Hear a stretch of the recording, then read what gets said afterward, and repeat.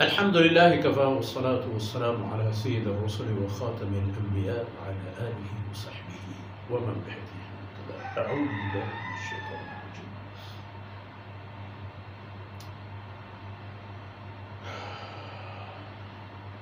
ثم جعلناك على شريعة من الأمر فاتبعها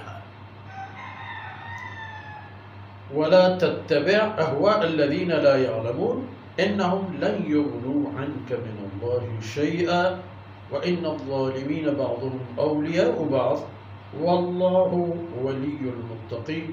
هذا بصائر للناس وهدى ورحمة لقوم يوقنون. سبحانك لا علم لنا إلا ما علمتنا إنك أنت العليم الحكيم. رب اشرح لي صدري ويسر لي أمري واحلل عقدة من لساني يفقهوا قولي واجعل لي وزيرا من أهلي رب زدني علما وارزقني فهما. ثم أما بعد. گرامی قدر بھائیوں بہنوں اور پیارے بچوں، سبحان اللہ، مشاہدہ فرمایا آپ نے کہ بنی اسرائیل جو مرکزی حیثیت رکھتے تھے بنی نوع انسان کے اپنے ادوار اور زمانوں کے حساب سے ان کے رشد و رہنمائی کے لیے، تو ان کو اللہ کی طرف سے کیا کیا نعمتیں ملی، کیا کیا ان کے پروٹوکول اور حیثیتیں تھیں. خیر انہوں نے جو کیا سو کیا، اور ان کی باتیں قرآن کریم میں وقتاً فوقتاً ہر جگہ ہوتی رہتی ہیں. اب آپ کے لیے کلمہ لا الہ الا اللہ محمد رسول اللہ والوں کے لیے بھی ایک پروٹوکول، ایک مقام، ایک حیثیت متعین ہے. ثم جعلناک علی شریعۃ من الامر. اللہ کی بندگی اور اللہ کے احکام و نظام و قانون سے متعلق فرمایا آپ کو بھی ہم نے ایک نظام کا پائبند بنا دیا، آپ کو بھی ایک نظام عطا فرمایا، آپ کو ایک مقام دے دی، آپ کو بنا دیا ایک شریعت کے داعی.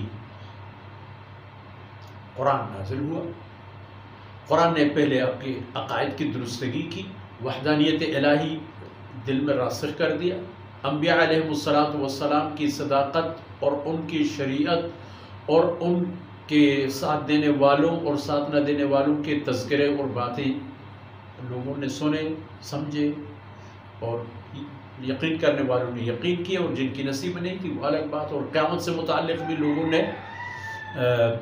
حقائق قبول کی اور اس کی تیاری میں لگ گئے. اور قیامت کی تیاری یہی ہے کہ آپ نے کلمہ لا الہ الا اللہ محمد رسول اللہ پڑھ لی اور اس کی تقاضوں پر چلے تو آپ تیاری کر رہے ہیں قیامت کی. اور کیا چاہیے؟ تو آپ کو جو امر عبادت الہیہ سے متعلق جو نظام و شریعت مل گیا، فاتبعها، اسی کے متبع رہیں. جناب رسول اللہ صلی اللہ علیہ وسلم سے یہ قرآن جو نازل کیا گیا آپ پر، اس کی آیتیں جو آ گئی، اسی پر چلیے، اسی کے اتباع فرما لیجئے. ولا تتبع اهواء الذین لا يعلمون. ان لوگوں کی خواہشات کے تابع نہ رہیے کہ جو بے علم قسم کے لوگ ہیں، چاہے وہ مکہ کے مشرکین ہوں. کہاں سے انہوں نے کوئی علم حاصل کیا؟ کون سی آسمانی کتاب ان پر اتری؟ اور کوئی بات تو نہیں. تورات اور انجیل والوں کی تو صورتحال یہ ہے کہ وہ خود مانتے ہیں کہ یہ کتاب وہ نہیں ہے جو سیدنا موسیٰ اور عیسیٰ علیہ السلام پر نازل ہو گئی تھی. وَلَا تَتَّبِعْ أَهْوَاءَ الَّذِينَ لَا يَعْلَمُونَ. کیوں؟ إِنَّهُمْ لَن يُغْنُوا عَنْكَ مِنَ اللَّهِ شَيْئًا. اللہ ناراض ہو جائے گا اگر ان کی باتوں پہ آئے.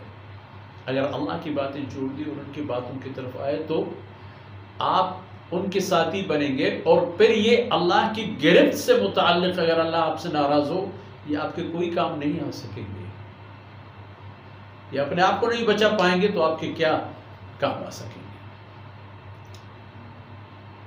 لَن يُغْنُوا عَنْكَ مِنَ اللَّهِ شَيْئًا. ایک معمولی سی بھی کام نہیں آ سکیں گے آپ کے. اور ایک بات یہ بھی ہے وَإِنَّ الظَّالِمِينَ بَعْضُهُمْ أَوْلِيَاءُ بَعْضٍ. اور یہ جو ظالم ہیں مشرکین اور کفار میں سے جو یہودی اپنے آپ کو کہیں، آن حضرت صلی اللہ علیہ وسلم کو اللہ کے رسول نہ ماننا کفر ہے، وہی کافر تو ہو گئے، چاہے اپنے آپ کو یہودی بتا دیں یا نصرانی یا کسی اور نسبت اپنے ساتھ چپکا دیں۔ یہ آپس میں ایک دوسرے کے کام آنے والے ہیں، ایک دوسرے کو ساتھ دینے والے اور سپورٹ کرنے والے ہیں۔ آپ کے خلاف، اسلام کے خلاف آپ نے فرمایا الکفر ملت واحدہ، اسلام کے خلاف تمام کفر ایک ہی دیانت اور ایک ہی طاقت اور ایک ملت بن کے سامنے آ جاتی۔ آج بھی یہی ہے، عالم اسلام کے خلاف پوری دنیا مشترکہ کارروائیاں کر رہی ہے۔ یہ تو ایک دوسرے کے ساتھ دینے والے اور کام آنے والے ہیں، لیکن گھبرانے کی کوئی بات نہیں، گھبرانے کی بالکل کوئی بات نہیں، کیونکہ واللہ ولی المتقین، جو تقوی دار ہیں، کلمہ لا الہ الا اللہ پڑھنے والے ہیں، کلمہ لا الہ الا اللہ کے تقاضوں پہ چلنے والے ہیں، اللہ ان کا ساتھ ہے، اللہ ان کی طاقت ہے، وہ اللہ کی طاقت کے بل بوتے پر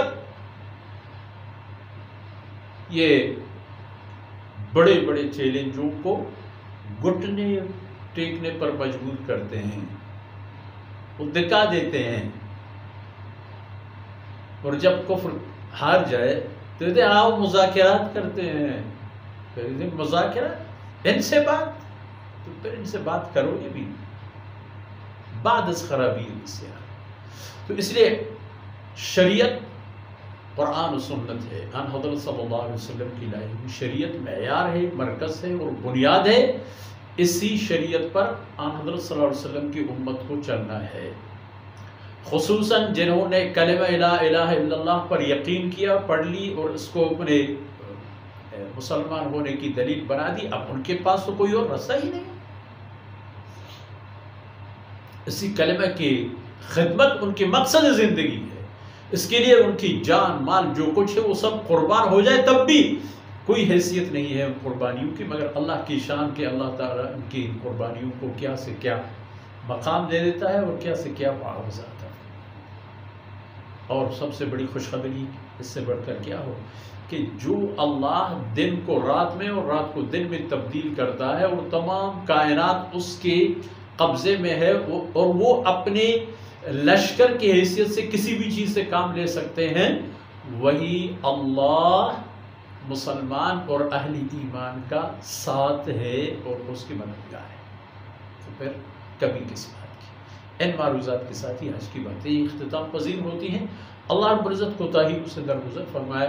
وصلی اللہ علی نبینا محمد وعلی آلہ وصحبہ۔